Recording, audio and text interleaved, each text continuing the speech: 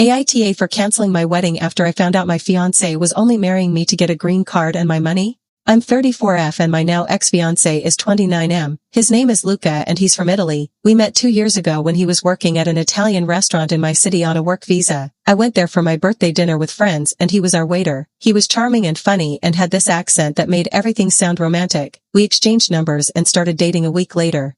Luca was everything I thought I wanted. He was attentive and affectionate and made me feel like the center of his universe. He'd text me good morning every single day. He'd bring me flowers for no reason. He'd cook these elaborate Italian meals at my apartment. Within 3 months he'd basically moved in with me. I didn't mind. I was falling hard.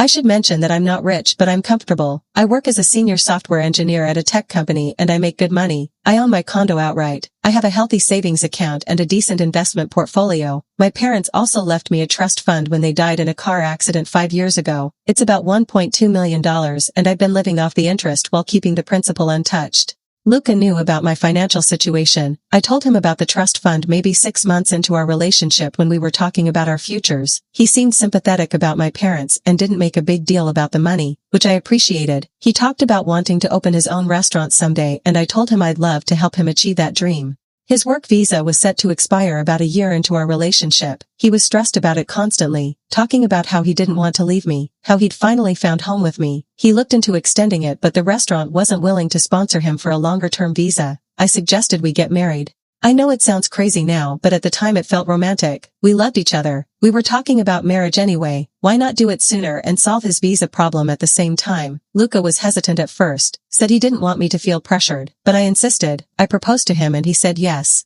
We started planning the wedding immediately. I wanted something mid-sized, about 100 people, nice venue, good food, nothing too extravagant but not cheap either. The budget was around $60,000 and I was paying for all of it. Luca said his family in Italy couldn't afford to contribute and I didn't mind. I had the money and I wanted our day to be special.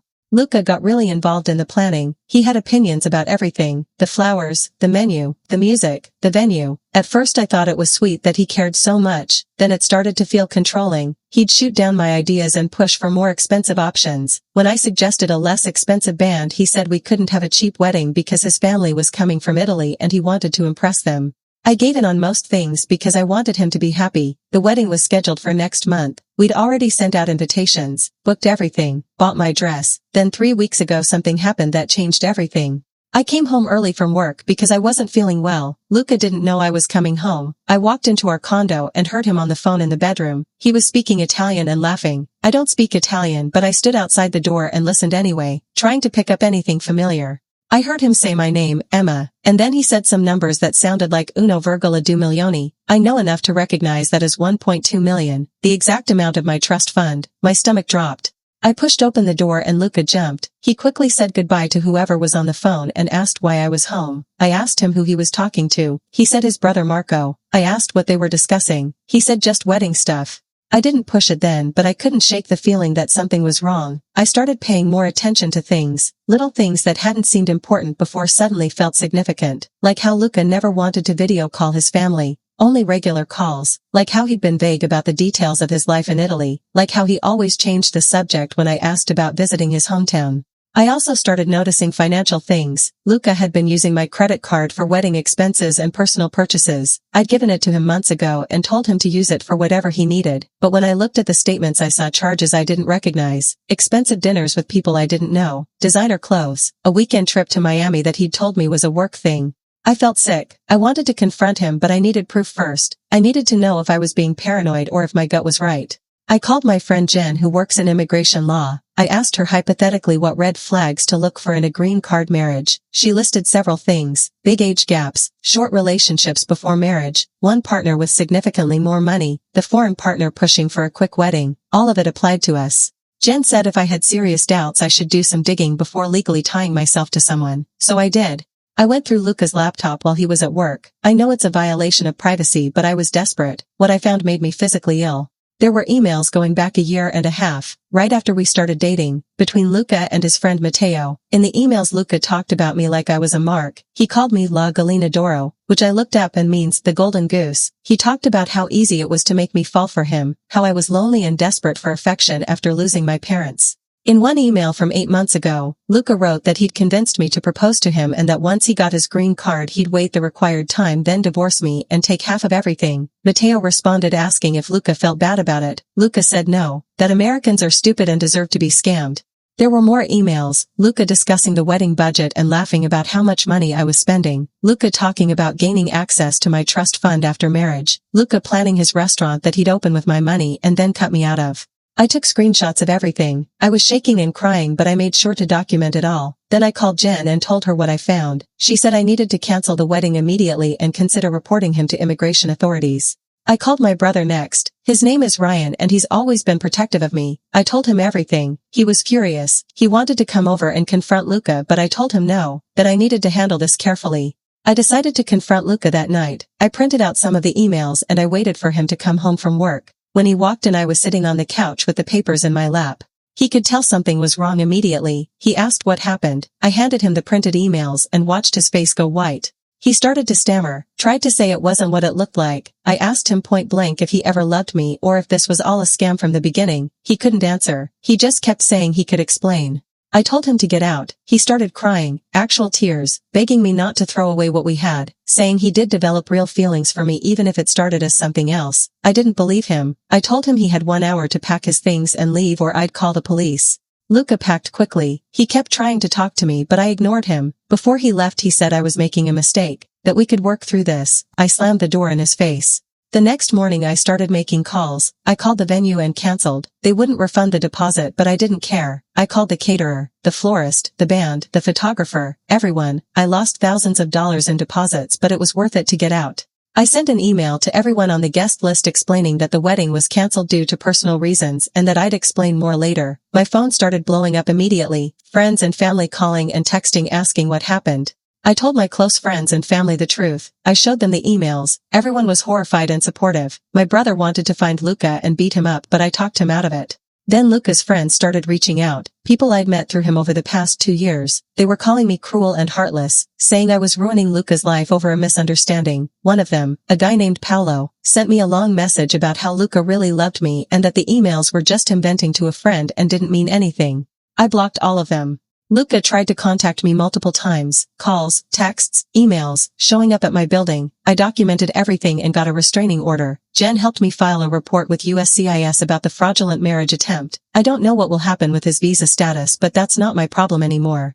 Now I'm getting messages from people saying I'm an asshole for canceling the wedding so close to the date and embarrassing Luca in front of his family and friends. Some of Luca's Italian relatives have been sending me messages calling me terrible names and saying I led him on. My friends and family are on my side but I'm seeing comments from acquaintances and mutual friends saying I overreacted, that lots of couples have doubts and work through them, that I should have given Luca a chance to explain instead of immediately canceling everything. I'm starting to second guess myself. Was I too harsh? Should I have at least heard him out before burning everything down? The wedding was so close and I know people spent money on flights and hotels. I feel guilty about that. So AITA for canceling my wedding after finding out my fiancé was only marrying me for a green card and my money? Update 7 weeks later. I didn't think I'd update this but enough people asked and honestly a lot has happened that I need to get off my chest. First, thank you to everyone who told me I wasn't the asshole. Reading those comments helped me feel less crazy during a really dark time. After I posted, things got worse before they got better. Luca violated the restraining order twice. Once he showed up at my work and security had to escort him out. The second time he was waiting outside my building at 6 a.m. and followed me to my car. I called the police both times and they filed reports but he didn't get arrested, just warnings. My lawyer sent him a cease and desist and threatened to pursue criminal charges if he contacted me again. That finally stopped the direct contact, but he started going through other people. His friend Paolo kept messaging my friends trying to get them to convince me to talk to Luca, saying Luca was devastated and spiraling, that he'd lost his job at the restaurant because he couldn't focus. I didn't care. I blocked Paolo and told my friends to do the same. Then Luca's mother got involved. She found me on Facebook and sent me a message in broken English about how I'd destroyed her son's life, how he'd told her he was going to marry a wonderful American woman and build a future. How could I be so cruel? I didn't respond. I just took screenshots and sent them to my lawyer. The immigration report I filed apparently went through because about 3 weeks after my original post, Luca's visa was revoked. He was given 30 days to leave the country. I found out through a mutual friend who heard it from Paolo. I wish I could say I felt nothing but I felt a sick sort of satisfaction. He tried to use me for citizenship and instead lost his ability to stay here at all. It felt like justice. Luca left the country about 2 weeks ago, just before his 30-day deadline. Paolo posted about it on social media, something about saying goodbye to his best friend who was forced to leave because of a cruel woman. I didn't care, I was just relieved he was gone. The financial damage was significant. I lost about $35,000 in non-refundable deposits for the wedding. The venue kept half the payment, the caterer kept their deposit, same with the florist and the band. My dress was custom and non-refundable. But compared to what I would have lost if I'd married him, $35,000 is nothing. Jen told me that in a divorce he could have claimed half of everything I earned during the marriage and potentially a portion of my trust fund depending on how it was structured. So really I got off easy. Luca is gone now and I'm hoping that's the end of it, but I'm not naive enough to think he won't try to reach out eventually. I've been working on healing. I started seeing a therapist to process the betrayal and the grief, because even though Luca was a liar, I still lost someone I thought I loved. I'm grieving the relationship I thought I had, the future I thought we'd build together. My therapist has been helpful in working through trust issues. I'm terrified of dating again, terrified that anyone who shows interest in me is just after my money. I know that's not rational, but it's how I feel. I also had to tell extended family and friends who weren't in the inner circle what really happened. I sent out a mass email with a brief explanation about discovering the fraud and canceling the wedding. Most people were supportive. A few were judgmental or skeptical. I cut those people out. One good thing that came from this is that I reconnected with an old friend from college. Her name is Maya and we'd lost touch over the years. She reached out after seeing my wedding cancellation email and we met for coffee. She'd gone through something similar with an ex who lied about his finances and used her. It was cathartic to talk to someone who understands. Maya and I have been hanging out regularly. It's nice to have a friend who gets it without me having to explain. Work has been a good distraction. I threw myself into a new project and got a promotion last month. My boss said I'd been doing exceptional work and they wanted to recognize it. The raise and title bump felt like a sign that my life was moving in the right direction. Financially, I'm recovering. $35,000 was a hit, but I'm still stable. I'm being more careful with my money now. I moved my trust fund into a more secure structure that would be harder for a spouse to access. I also updated my will and all my beneficiary designations. I've thought a lot about the red flags I missed, how Luca love-bombed me in the beginning, how he isolated me from some of my friends by always wanting to spend time just the two of us, how he pushed for marriage when his visa was expiring, how he was vague about his past. I'm angry at myself for not seeing it sooner. But my therapist reminds me that Luca was skilled at deception, that he did this intentionally and I'm not stupid for falling for it. I'm trying to believe that. I still have moments where I miss him, or rather I miss the person I thought he was. I'll smell Italian food or hear a certain song and I'll feel this pang of loss. Then I remember the emails, the golden goose comment, the way he laughed about scamming me, and the anger replaces the sadness. I don't know when I'll be ready to date again. Right now the thought makes me feel sick. Maybe someday but not anytime soon. Final update 6 months later. It's been 8 months since I canceled the wedding and honestly I wasn't going to write another update, but something happened recently that I think closes this chapter for good. Life has been quiet, which is exactly what I needed. I've been focusing on work, on my friendships, on rebuilding my sense of self outside of that relationship. Therapy has been helpful. I'm not completely over the trust issues, but I'm working on them. Maya and I are still close. We've taken 2 trips together, one to Portland and one to Montreal. It's been healing to have adventures that have nothing to do with Luca or relationships or any of that, just friendship and fun.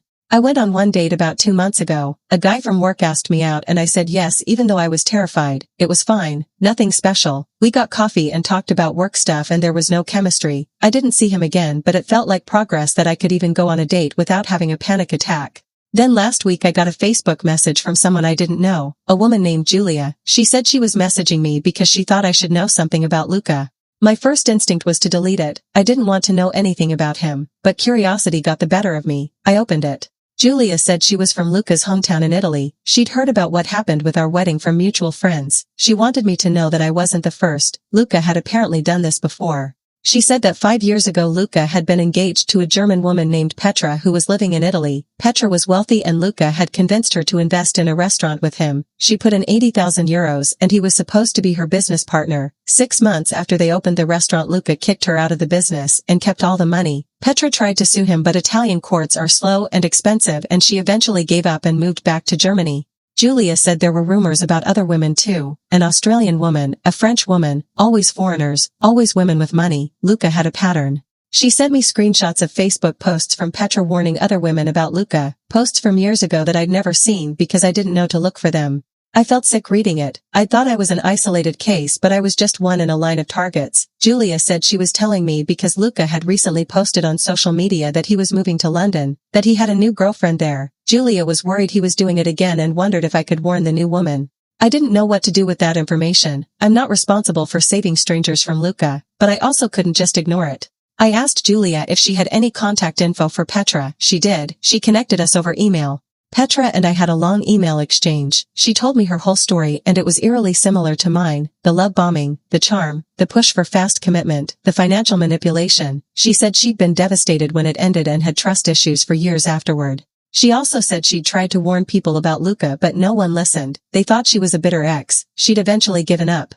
Petra and I decided we couldn't let him do this again. We found the new girlfriend on Luca's Facebook. Her name is Sophie. She's 31, British, works in finance. We could see from her photos that she and Luca had been dating for about 3 months. We debated how to approach her. We didn't want to seem like crazy stalkers, but we also needed her to know what she was getting into. We decided to send her a joint message. Petra and I both explained our experiences with Luca. We included screenshots of the emails I'd found, screenshots of Petra's legal documents from the restaurant fraud. We were clear that we weren't bitter exes trying to sabotage his happiness. We were women who'd been victimized trying to prevent it from happening again. We sent the message and waited.